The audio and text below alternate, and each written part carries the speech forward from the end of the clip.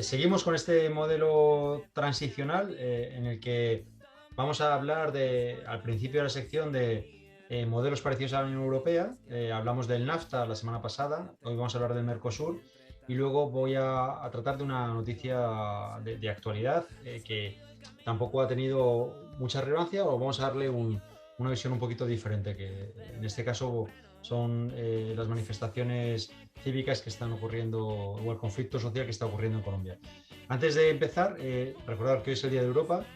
Hablamos de lo que definimos como el rockstar, Schuman, que cuando hablamos de los padres fundadores de la Unión Europea, que era uno de los que hizo la declaración de Schuman, que es considerada como el inicio de la Unión Europea, que fue por allá el 9 de mayo de 1950. Y ya también recordé un poco de sorna que es tan importante que se le ha dedicado una rotonda en el barrio europeo a Schuman. Y luego también, ¿os acordáis que la semana pasada entre las noticias que hablamos fue de AstraZeneca, que contamos los entresijos políticos? Solo decir que hoy la Comisión ha confirmado que en junio se rompe el contrato con AstraZeneca. Bueno, se rompen las relaciones por incumplimiento de contrato. Hay un proceso judicial y bueno, la AstraZeneca, el problema no eran los trombos, sino la utilización política del gobierno británico en un contexto de Brexit, que va a tener consecuencias futuras judiciales probablemente. Pero sin más dilación, vamos a hablar del Mercosur. El Mercosur es un poco el hermano pequeño de la Unión Europea, en el sentido de que es quizás el proyecto de integración regional más importante después de la Unión Europea. Hablamos del NAFTA la semana pasada, que era un proyecto fundamentalmente económico, con una potencia que era Estados Unidos, que lo utilizaba para protegerse de la competencia de Europa y Japón. Pero aquí llegamos al Mercosur, que es un proceso de integración regional muy similar a la Unión Europea y va más allá de lo meramente económico, que, como era el NAFTA. El origen se remonta al año 1991 y son Brasil, Argentina, Paraguay y Uruguay los estados fundadores.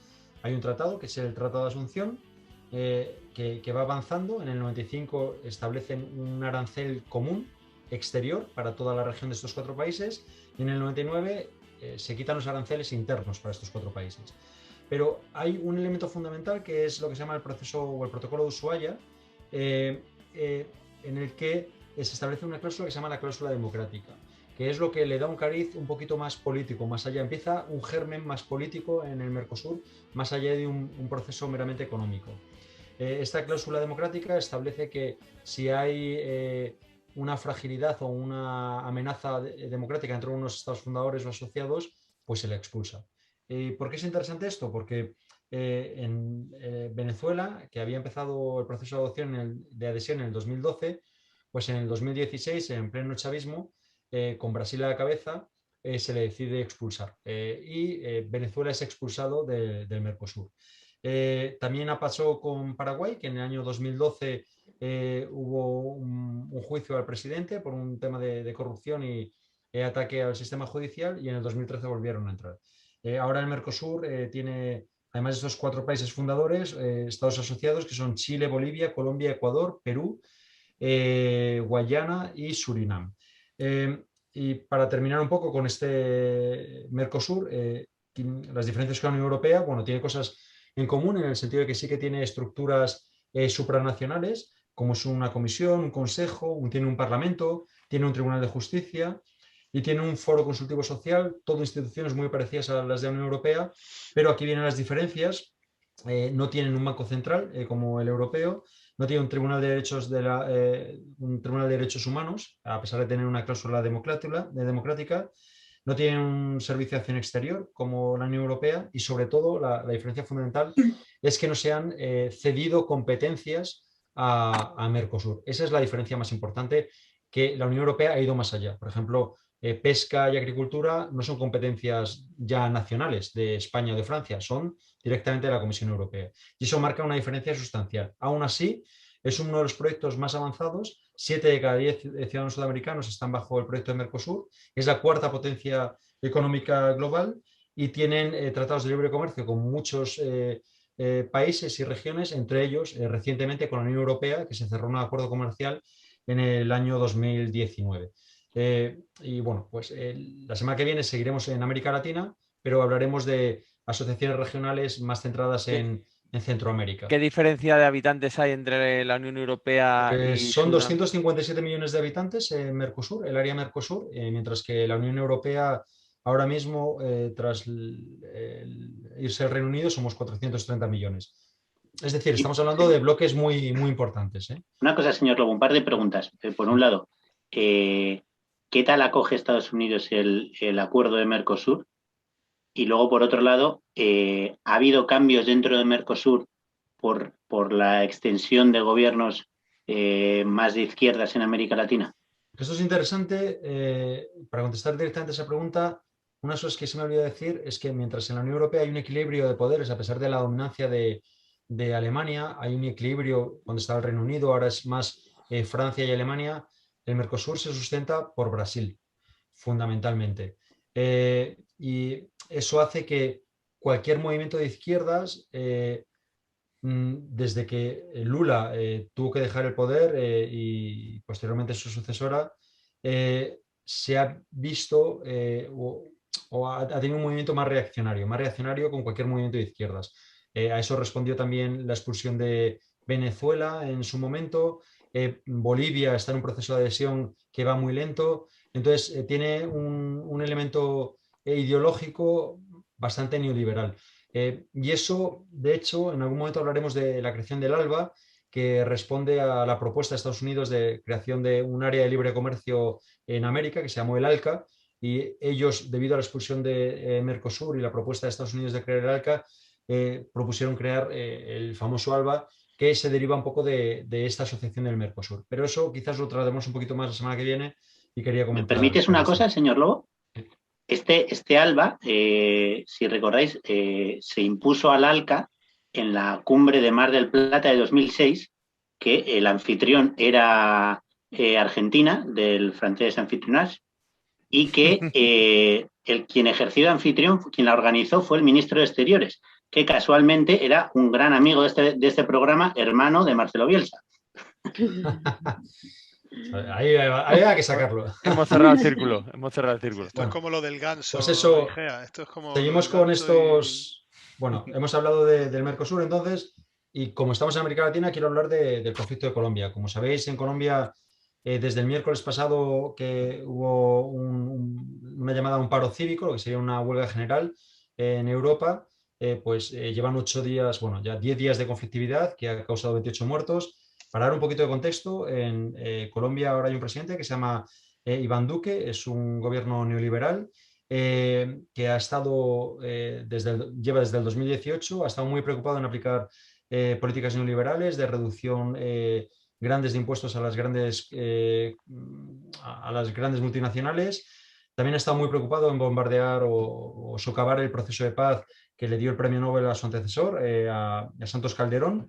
Y estamos en un país que hay una alta conflictividad armada después de años de guerrillas, hay un proceso de narcotráfico severo, hay un proceso de corrupción sistémica, hay grandes desigualdades sociales y sobre todo a nivel fiscal hay una deuda pública muy grande. ¿Por qué digo esto? Porque durante la pandemia, la primera ola la llevaron más o menos bien, pero la segunda ola, coincidiendo con el pico en Brasil, fue tremenda. Eso llevó a que se establecieran medidas solidarias para las clases más populares que acrecentaron esos problemas fiscales y de deuda pública.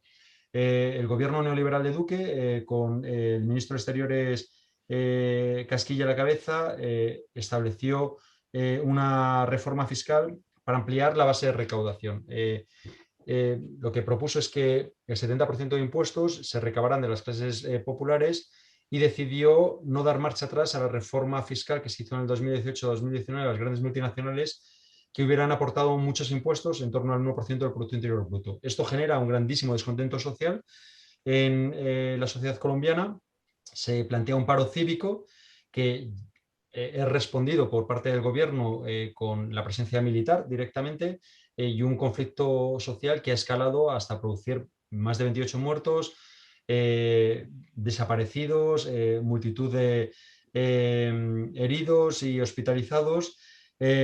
¿Y qué ocurre con esto? Bueno, esto ha hecho que el presidente Iván Duque retire la reforma fiscal, el ministro ha dimitido, pero las propuestas continúan.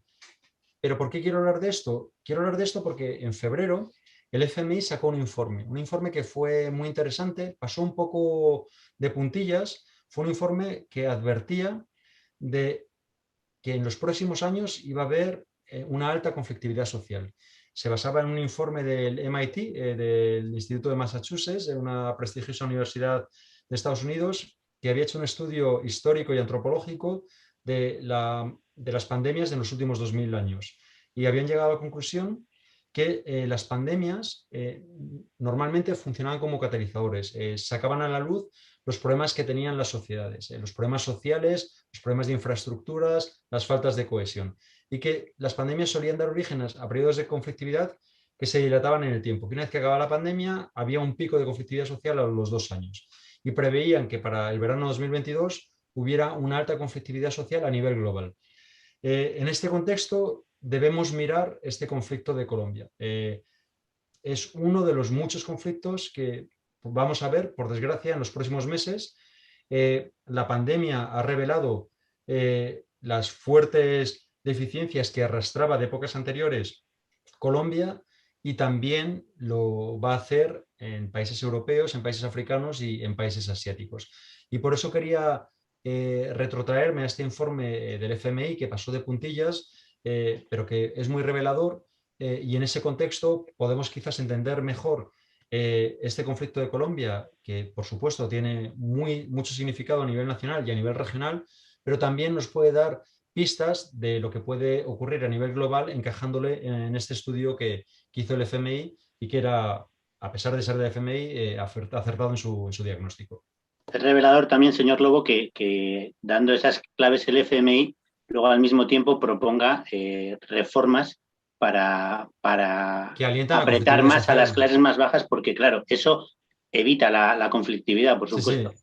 Es absolutamente ridículo, totalmente de acuerdo. Y eso lo hemos visto cuando hablamos del conflicto de Grecia, que formó parte de la famosa troika, esas recetas austericidas que lo único que hacen es crear esas fallas sociales, esas grietas sociales, que luego en momentos de pandemia, como catalizador, hace que emerjan conflictos sociales que generan un grandísimo descontento y que acaban en situaciones críticas como la que está viviendo ahora Colombia, pero que me temo que en los próximos meses vamos a ir viendo una escalada de conflictividad social a nivel global. Por distintas circunstancias, cada país con su herencia histórica, pero lo vamos a ir viendo. Y era un poco la noticia que queríamos resaltar esta semana. ¿Y aquí en España qué pasa? Hombre, Aquí están de botellón en la Puerta del Sol. Hombre, probablemente pase porque la mayor parte de los países van a enfrentarse a situaciones fiscales críticas. Las deudas, el nivel de endeudamiento de todos los países europeos está subiendo mucho.